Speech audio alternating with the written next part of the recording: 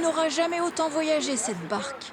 En bon batelier du Marais Poitevin, Julien Leguet, leader des Antilles-Bassines des Deux-Sèvres, a prévu de lui faire rencontrer ses consoeurs sur la lagune de la Cité des Doges. Quel plus beau symbole qu'une barque pour aller témoigner de notre solidarité, puis nos points communs, nos convergences avec les camarades de Venise. C'est le gondolier du Marais qui va avec ses camarades rencontrer les gondoliers de Venise, qui rencontrent d'autres problématiques, mais des problématiques qui sont très très communes avec celles du Marais Poitevin. Ils sont une quinzaine au départ du Marais Poitevin, un convoi qui va grossir tout au long du chemin. Il compte être une soixantaine à l'arrivée, engrangeant les messages militants pour la sauvegarde de l'eau.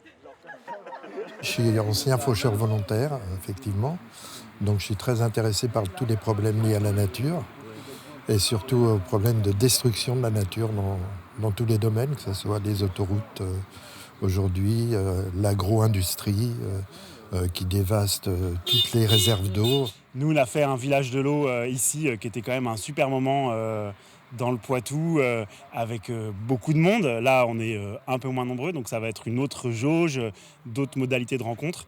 Et je pense qu'on va revenir, j'espère, avec beaucoup d'énergie pour la lutte ici. Ouais. Un long périple de 1300 km pour rejoindre ce dimanche un camp militant qui lutte contre la ligne TGV Turin-Venise.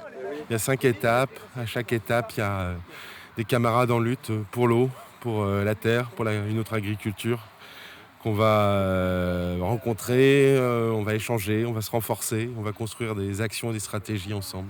Première halte ce soir dans le Puy-de-Dôme, les Poitevins vont rejoindre des militants auvergnats.